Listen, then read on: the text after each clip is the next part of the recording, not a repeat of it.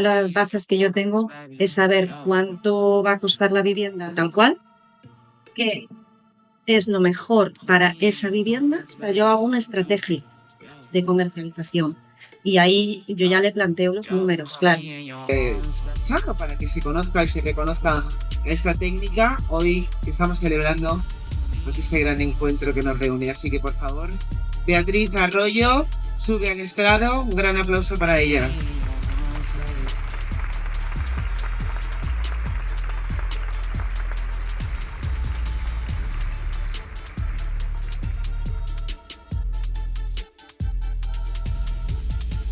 Para mí es una técnica de venta que utilizo en mis casas que vendo.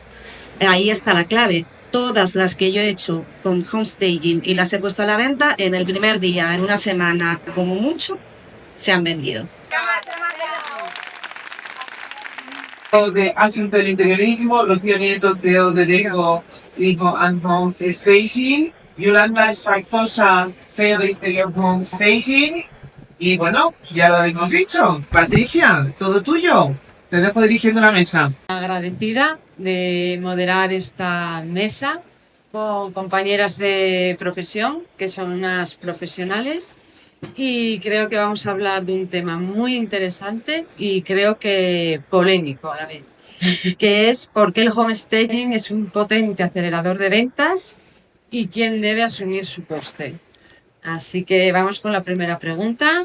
¿Y qué impacto real tiene el homestaging en los tiempos de venta y en el precio final de la propiedad? ¿Podríais compartir con nosotros algún caso específico? A ver quién se anima. Bueno, si queréis empiezo yo, que ya que estoy aquí. A ver, yo creo que los beneficios del homestaging en el sector inmobiliario ya llevamos mucho tiempo repitiendo lo mismo, todos somos muy conscientes del tema de plazos, de precio, etcétera. La primera pregunta es quién debería asumir el coste, ¿no?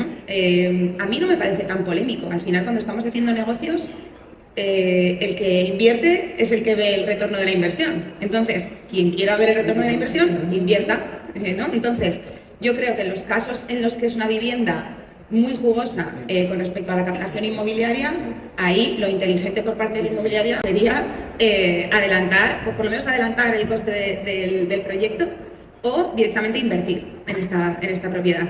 Y en los casos en los que el particular, el cliente final, es el principal interesado en que su vivienda se venda lo más rápido posible y al mayor precio, pues ahí está claro quién tiene que hacer la inversión. Otra cosa es que luego la inmobiliaria, como por ejemplo una inmobiliaria con la que yo trabajo, hace ese esfuerzo, ¿no?, de adelantar el coste simplemente por acelerar la captación. O sea, para mí lo inteligente por parte de las inmobiliarias es utilízanos para captar, utilízanos para diferenciarte. Entonces, bueno, eso por un lado.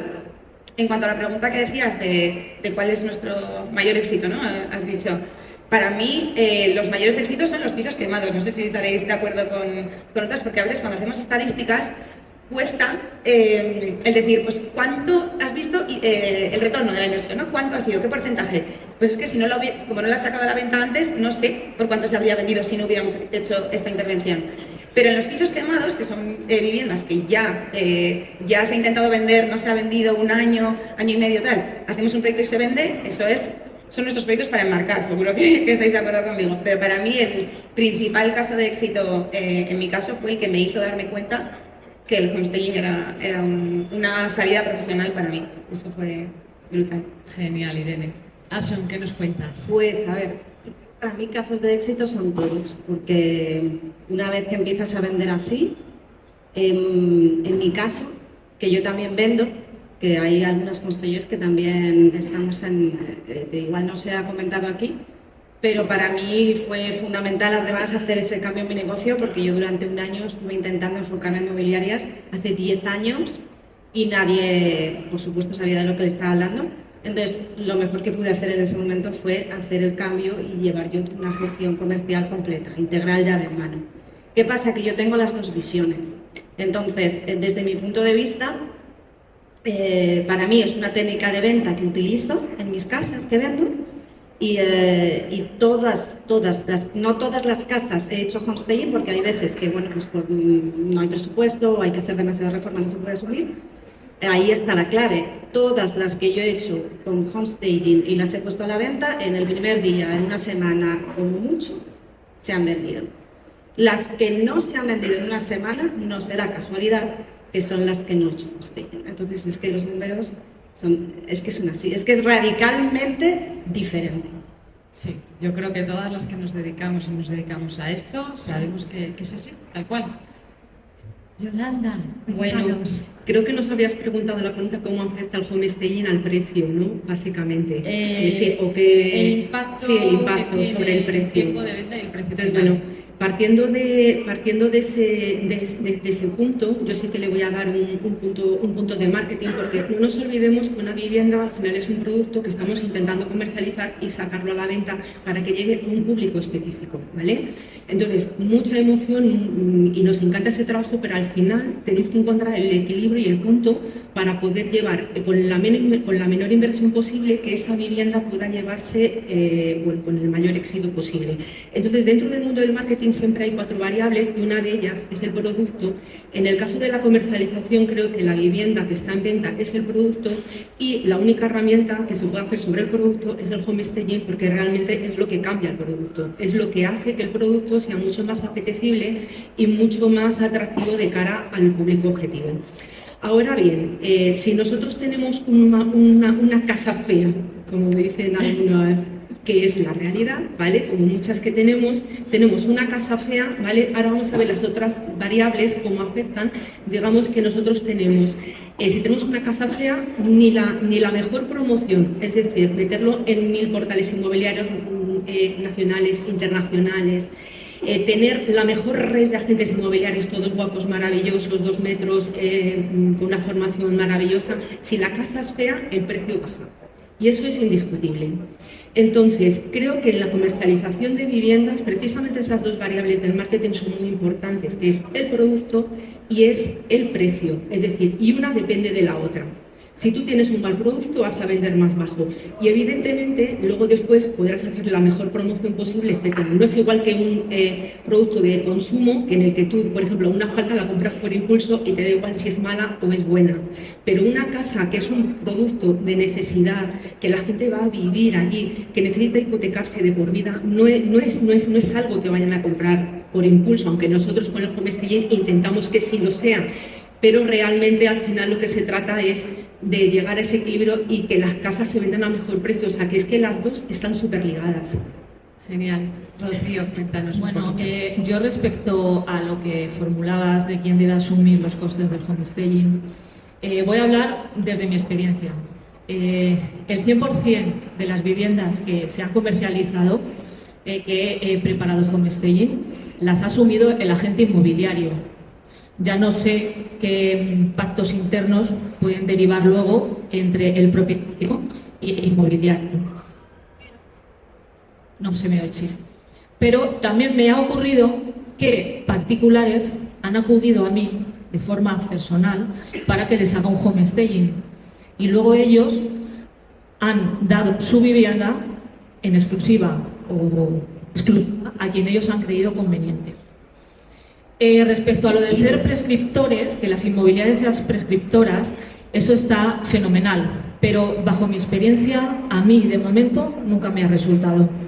Me han pedido presupuesto, me han dicho, Rocío, dame un presupuesto, solo voy a pasar a mi cliente, y nunca ha retornado, nunca ha vuelto ese cliente. Me han dicho, no le interesa. Entonces, hablo de mi experiencia, no sé en qué punto estamos, quién lo debe asumir, quién no. También depende de la comunidad autónoma en la que nos encontremos. No es lo mismo, pues, desde Asturias, Madrid, mal, ¿verdad? El precio de la vivienda varía mucho. Entonces, es un debate y es un tema muy abierto, pero las de las personas inmobiliarias que han acudido a mí lo han asumido ellos. Bueno, pues a mí me da rabia esto porque yo, por ejemplo, en mi experiencia, que yo estoy en Navarra, es todo lo contrario.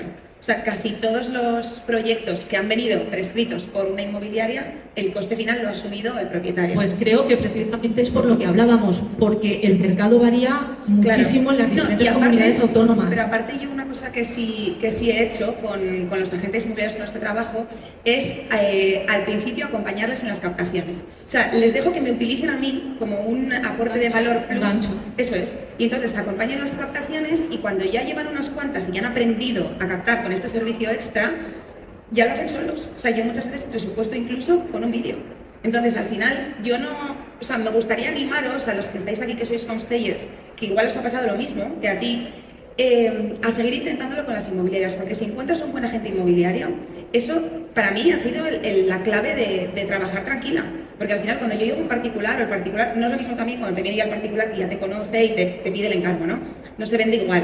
Pero también ir a buscar particulares para mí es un esfuerzo comercial bastante importante. Entonces, el tener ya unos agentes inmobiliarios de confianza, porque ese es otro tema. Para mí el tema de la confianza es muy importante. Yo, por ejemplo, no presupuesto igual a un particular, que es la primera referencia que tengo, que cuando viene de la mano de una inmobiliaria. Yo, por ejemplo, solo trabajo con inmobiliarias en exclusiva. Claro, no va a ser recurrente tampoco. Claro, entonces, si yo sé que las llaves de esa vivienda solo las tiene la familia y el agente inmobiliario que es de mi confianza, el presupuesto es 1.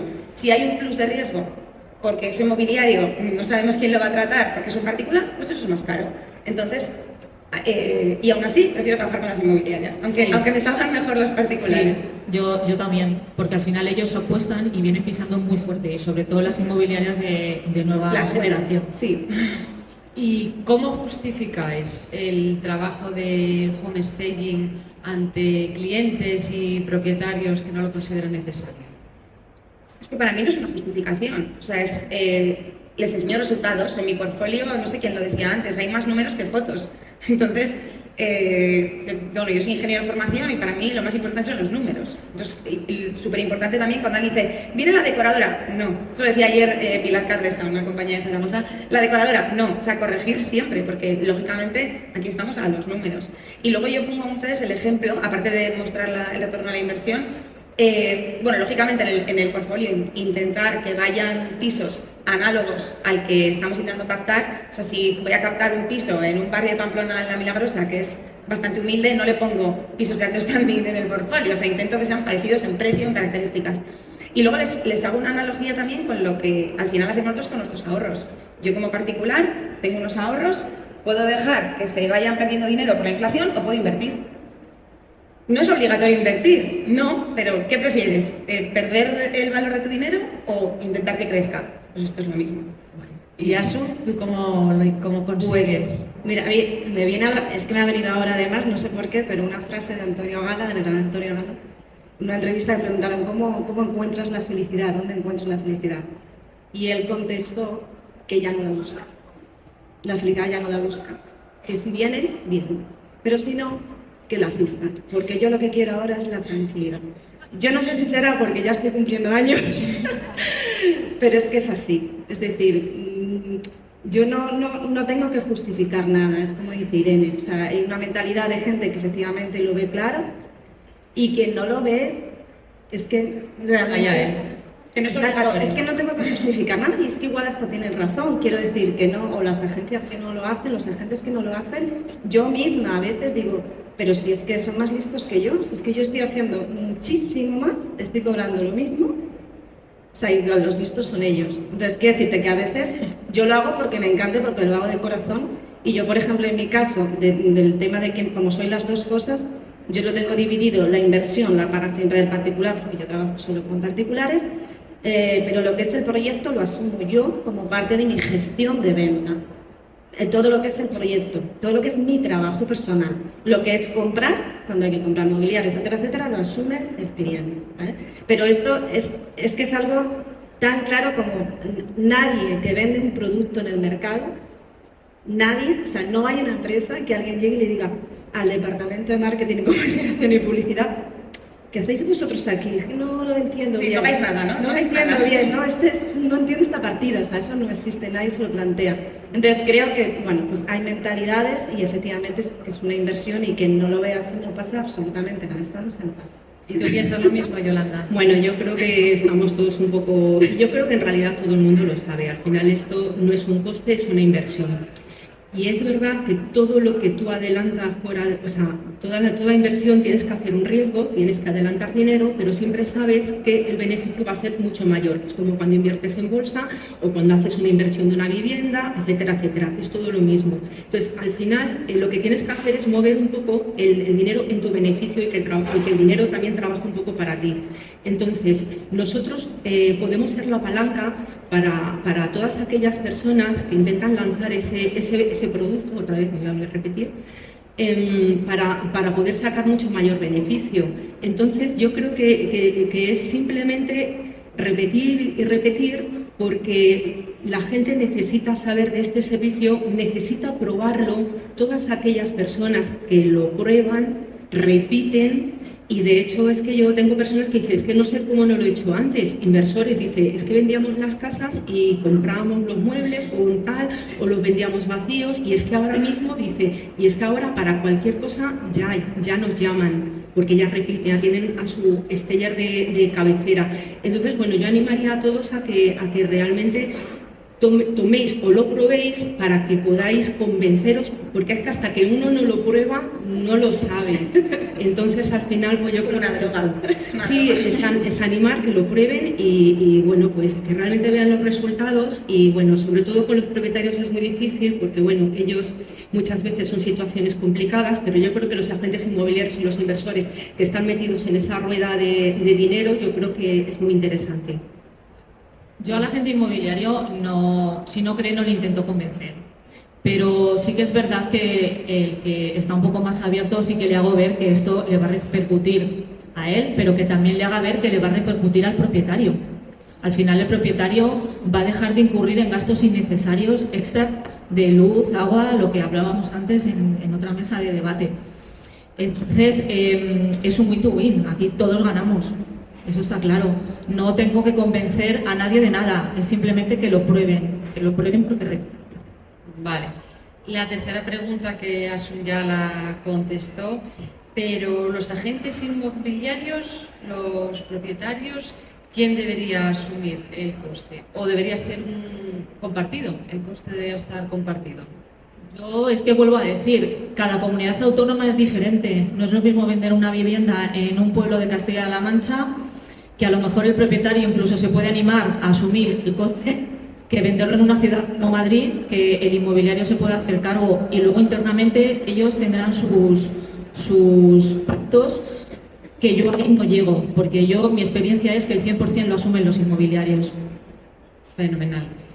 En un mercado como el español, donde el homestaging aún no es ampliamente conocido, ¿qué papel debería jugar la formación de los agentes inmobiliarios en la popularización de esta técnica de marketing inmobiliario?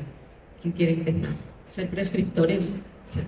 Sí, pero la formación de los propios agentes, o sea, para esto que hablábamos antes, para mí eso es clave, porque si el agente inmobiliario aprende a utilizar el homestaging, a utilizarnos a nosotras para captar, es que va a ser la clave de su éxito y del nuestro. Entonces, yo por ejemplo con las inmobiliarias con las que trabajo les doy formaciones. O sea, y a veces incluso les mando vídeos de mi academia como, mira, mírate esto, que esto es importante, porque, o sea, en parte acompañarles a las visitas de captación, sobre todo al principio, porque hay veces que no lo saben explicar tan bien, o en el portfolio que lo tengo como muy guiado, pero a veces pues se traban un poco más. Pero para mí el enseñarles a utilizarlo como herramienta de captación es la clave, porque para mí uno de los errores, creo también en parte nos tenemos que responsabilizar, o a veces oigo como compañeros de profesión que se quejan, ¿no? de la falta de éxito, de la falta de, como decías en la pregunta, como de divulgación, ¿no? Que no lo conocen, que decían también antes en otra mesa. Y yo creo que nos tenemos que responsabilizar. Es decir, no lo conocen porque igual no estamos haciendo bien el trabajo de llevar a esos agentes y de educarles a que los utilicen como herramienta de captación. Porque a las agencias inmobiliarias, lo siento los que estéis aquí, pero no les importa vender, porque voy a ser un poco polémica, pero no les importa vender por un poco más o un poco menos. Cuando les decimos, vas a vender a un mejor precio, es que a muchos de ellos, a la mayoría, les da igual vender a un mejor precio. Lo que quieren es captar, que es lo difícil en el sector inmobiliario. Entonces, si tú les enseñas a captar y a utilizarnos como herramienta de captación, ahí es donde empieza a funcionar la rueda. Porque a ellos 10.000 euros más, 15.000 euros más menos, tampoco les... También es verdad que hay que quitar esa idea de que nos comemos un trozo de su pastel, porque no nos estamos comiendo ningún trozo de su tarta. Claro, pero por eso yo creo que lo tiene que asumir el cliente final, que es el que se ve beneficiado de la inversión. Todo evoluciona, todo. Aquí en España están anglosajonas, americanas. Hace poco fue 1 de noviembre, en mi época era el Día de Todos los Santos, ahora todo el mundo celebra Halloween. El Black Friday, que era Black Friday, y todo el mundo nos dejamos llevar por esa corriente que al final es economía, es bonanza, es avance. ¿Y por qué en esto no? ¿Por qué? Es así. Yo las veces que he trabajado con inmobiliarias, al final el coste lo ha asumido el propietario. Me pusieron, o sea, me dieron a conocer, al final realicé el trabajo y la agencia inmobiliaria encantada de haberlo podido vender antes y a mejor precio y el propietario más. Pues es que a mí me gusta escuchar estas opiniones porque es que en mi caso ha sido todo lo contrario. Pero puedes intentar claro, que cambie, porque al claro. final, aunque los mercados sean diferentes, yo por ejemplo cuando empecé en Pamplona estaba Joan Aranda, que la han mencionado antes, estaba Jaiona Elizalde, pero en el mundo de las agencias inmobiliarias no se movía el homestaging, y ahora tú te vas a las principales agencias de Pamplona y eso ya está implantado, pero ha costado. O sea, ha sido un trabajo de divulgación, de estar como una pesada en prensa, en redes, y de ir también haciendo formaciones en inmobiliarias. Sí, es verdad, por hacer, pero avanza. Sí, se ha avanzado todo, mucho, pero yo creo que nos tenemos que responsabilizar de que no lo estamos contando bien. Sobre todo yo creo que también tendría que ir la formación de los agentes inmobiliarios, que son personas claves, al final son nuestros prescriptores, porque están mucho más cerca de las casas, de los propietarios, de quien vende. Y entonces la formación yo diría que habría que hacerla y enfocarla en dos pasos. Primero, explicarles en qué consiste el homestaging realmente, cuántos tipos de homestaging hay y cómo se puede adaptar a según qué tipo de viviendas para que ellos lo puedan pues prescribir, ¿no? Y luego otra que es muy importante, que es la formación de cómo explicárselo al propietario. Muy importante. Porque eso yo ya sé que es telita. Yo he sido también agente inmobiliario y es verdad que el mundo inmobiliario propietario, pues a veces tienes que crear ese vínculo de confianza y quizás nosotros, yo conozco agentes inmobiliarios que me utilizan, somos la palanca, somos vuestra palanca para conseguir viviendas en exclusiva. Yo voy con una persona y dice, vengo con alguien de mi equipo que es la que se encarga de tal, y yo voy como marca blanca. Y yo soy una persona del agente inmobiliario y yo en ningún momento tengo contacto con el propietario y en ningún momento tengo... entonces, creo que es muy interesante porque vosotros estáis dando una imagen de un equipo grande y entonces os podéis apoyar en nosotros ofreciendo ese servicio y nosotros os visitamos con vuestros clientes. No veas la diferencia que hay cuando llega el cliente y viene alguien diciendo, uy, y además como es otro el que lo dice y no el agente inmobiliario, no pasa nada que vosotros le digáis, es que tienes que quitar esto de en medio, te lo está diciendo otro que se supone que es experto. Entonces, os quitáis ese marrón de encima y nos lo pasáis a nosotros. Y yo recuerdo mucho de Connie, que fue mi formadora, que siempre decía, vosotros en las casas decís, esto es precioso, es todo maravilloso, vuestra casa es muy bonita, pero para la comercialización esto no nos va a servir. Y es que eso se me quedó grabado a fuego y es que es una realidad, hay que entrar con un tacto increíble.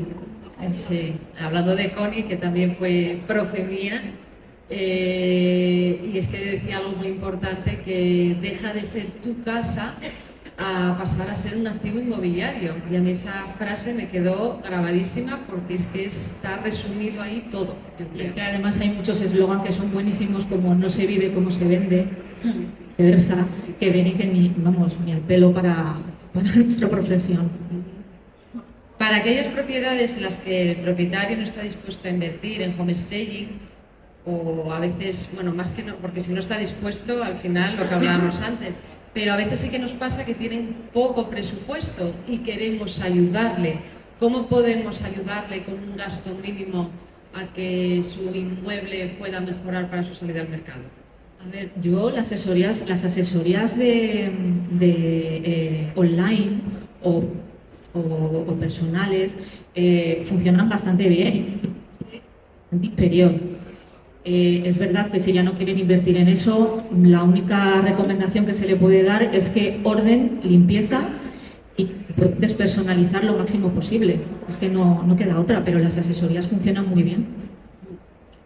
Yolanda, cuéntanos tú. Bueno, pues lógicamente pues lo más económico es hacer una consultoría. Se pueden hacer online, se pueden hacer presencial a través de fotos, de vídeos, etcétera. Lo que se hace son unas recomendaciones a los propietarios para que ellos hagan sus propios cambios. Algo que añadir a la consultoría sería poder, por ejemplo, si es en mi misma zona geográfica, poder decirle, vale, tú haces estos trabajos y yo me encargo de hacer una sesión de fotos y el estilismo último para hacerla mucho más atractiva, de tal forma que luego el coste solamente es la asesoría, la fotografía y el estilismo, y entonces su casa pues va a estar pues mucho más La interesante. fotografía es fundamental. Se haga o no se haga homestaging. Yo abogaría siempre por la fotografía profesional, aunque una vivienda no tenga homestaging hecho. Pero nos parece que hay como menos cantidad de viviendas que se pueden prestar a un servicio como ese.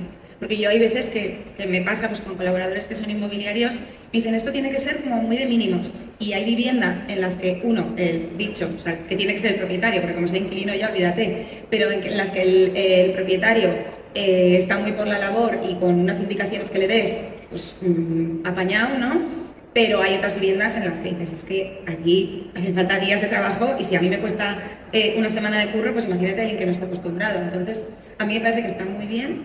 A mí no es un trabajo que me guste mucho, pero creo que hay como muy pocos tipos de clientes y viviendas que se pueden beneficiar de este tipo de proyecto.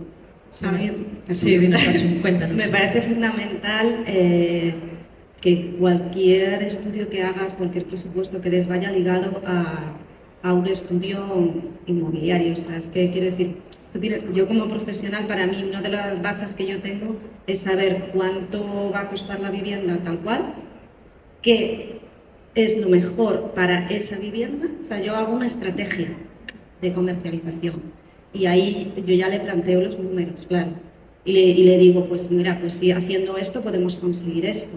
Y ahí ya el cliente decide. Entonces, para las que efectivamente es que yo misma a veces le digo, no lo hagas. ¿Por qué? Pues porque a lo mejor es una vivienda en la que hay que hacer una reforma importante y no tiene el presupuesto. Entonces, bueno, pues efectivamente, obviamente limpiar, vaciar, yo me ocupo de todo eso también. Y lo que, por ejemplo, yo hago es un proyecto de una propuesta de cómo puede quedar, ¿no? Un hosting virtual, una reforma en 3D, con planos y tal, y lo presento como parte de la venta. Pero creo que es que lo ideal sería el tándem que algunos hacéis, yo porque ya soy las dos cosas, pero ese tándem es ideal porque el agente inmobiliario puede, siempre que sea sincero y honesto, puede decir realmente cuál sería el valor de la vivienda y cuánto podría ser, y con un trabajo básico o un poquito más, cuánto se podría llegar a tener. Entonces creo que eso es fundamental para hablar con el cliente, ser honestos y decir, pues mira, aquí sí lo vamos a hacer, aquí no, y hasta cuándo. Yo he hecho reformas integrales. ¿Por qué? Porque las casas al final es un producto que está devaluado y es una pena. Yo estoy harta de escuchar, pues ya el que venga, que lo haga, ¿no? Típica frase de agente inmobiliario. Y entonces, vamos a ver, sí, está claro. Pero si tú lo haces, yo trabajo con inversores también y claro, yo les busco la vivienda, la reformo y la vendo. Y yo digo, ¿qué oportunidad está perdiendo la gente de a pie que no tiene que comprar la vivienda? Que es una herencia, he hecho muchos cursos de herencia, es que se lo están perdiendo y simplemente en este país es que yo creo que es una base de no saber de finanzas, de inversión, o sea, creo que va más por ahí el tema de desconocimiento. ¿Y cuál creéis que es el mayor error que cometen los agentes inmobiliarios y los propietarios que dicen que hacen el homestaging por su cuenta? ¿Me puedo meter yo en un jardín? Venga. Es que estoy un poco harta últimamente de ver verdaderas chapuzas. Todos. Verdaderas chapuzas. Es muy divertido. Sí, a mí divertido, pero en parte me cabrea también, porque es... sí, bueno, en fin. Verdaderas chapuzas que, el principal error, pues que no consigues el resultado. O sea, si tú entras a una vivienda o estás viendo fotos y estás viendo cajas de cartón que se le ve la cinta aislante, o sea, eso no consigue el objetivo de emocionar y de hacer, como decía, que la venta sea más impulsiva. Para empezar, que no estás consiguiendo tu objetivo, es una chapuza. Luego, que te perjudica, si eres un agente inmobiliario, te perjudica tu imagen. Con lo cual, ya, punto número 2. Pero para mí, cuando lo hacen o bien los particulares o bien inmobiliarias de este tipo, es que es ineficiente. Es decir, nosotras tenemos stock, tenemos mobiliario que hemos ido amortizando porque hemos ido cambiando de vivienda en vivienda. Si un particular desde cero va a comprar todos los elementos que necesita, aunque lo vaya a hacer bien, aunque de repente digas, oye, lo voy a hacer bien porque tengo mucha gracia y tal, pero es que aún así está siendo ineficiente porque te está saliendo más caro que contratar a un profesional. Entonces es que no tiene sentido. Totalmente. Yo es que creo que es peor que lo hagan, que lo dejen como está, pero Sí. que no lo hagan. O sea, que no se metan en hacerlo, que lo dejen en la casa como estaba de base. Es mucho peor incurrir en intentar hacer un homestaging en el que no tienes ni los recursos, ni los materiales, ni los conocimientos. El refrán, zapatero a tus zapatos, como todo en la vida. Sí. Sí. Bueno, yo creo que también uno de los puntos es que la gente confunde el homestaging con decoración. Entonces, los propietarios, no siempre van a ser los agentes inmobiliarios, ahora voy también, pero muchas veces los propietarios dicen, bueno, pues voy a decorar. Entonces ellos lo que hacen es que han leído por algún lado que es despersonalizar, es quitar cosas del medio, pero luego ponen cosas de decoración que a ellos les gusta, que realmente no es atractivo. Entonces, al final, lo que hace es que echa para atrás.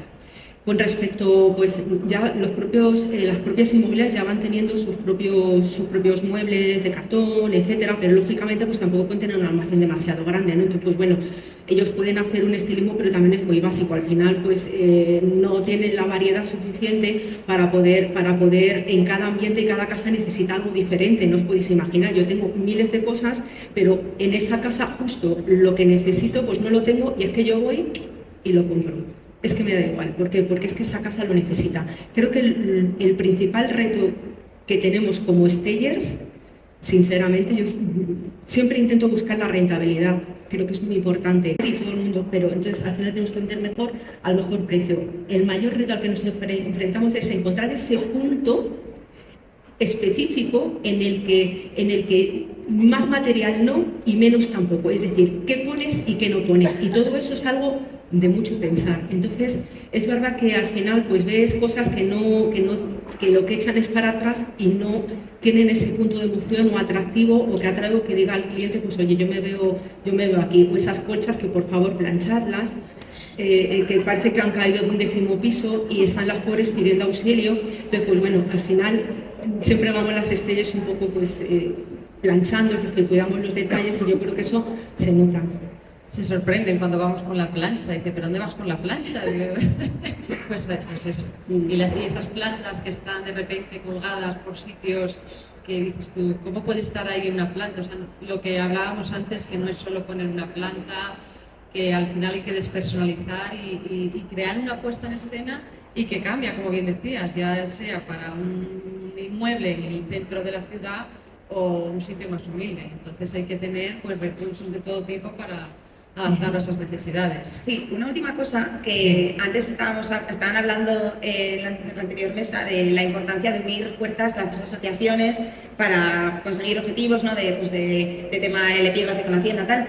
Yo creo que en este punto también me parece súper importante, no sé qué opináis vosotras, el hecho de que igual tendríamos que ser más como más estrictos en lo que se considera un proyecto de homestaging de verdad, o sea, de cuándo está un proyecto bien hecho y poner unos ciertos parámetros de calidad, porque eso que he dicho, o sea, aquí todos estamos viendo, y creo que estaréis de acuerdo conmigo en que estamos viendo auténticas chapuzas, pero es que yo creo que desde las asociaciones también tendríamos, que me incluyo, que forzar más a que los estándares de calidad fueran, pues miro, fueran unos determinados. No sé qué Sí, opináis. totalmente. Yo hablo siempre con el homestaging muy profesional, porque creo que todavía no se ha llegado a entender como algo que efectivamente no puede hacer cualquiera y hay que contratar a un profesional. Pero bueno, tampoco me extraña porque un proyecto de diseño de interiores también lo hace todo el mundo en su casa, para que te contraten como interiorista, pues ya también es un número, o sea que imaginaos para esto. Entonces, claro, yo lo entiendo. Pero es verdad que para que se considere profesional, primero, tiene que haber proyectos que efectivamente tengan esa calidad y la gente lo vea así, porque yo me he encontrado también agencias y particulares que efectivamente no le ven esa calidad. Entonces, si ellos no piensan que les va a hacer ganar dinero, es que no lo van a hacer, obviamente, es que no van a invertir, y lo entiendo.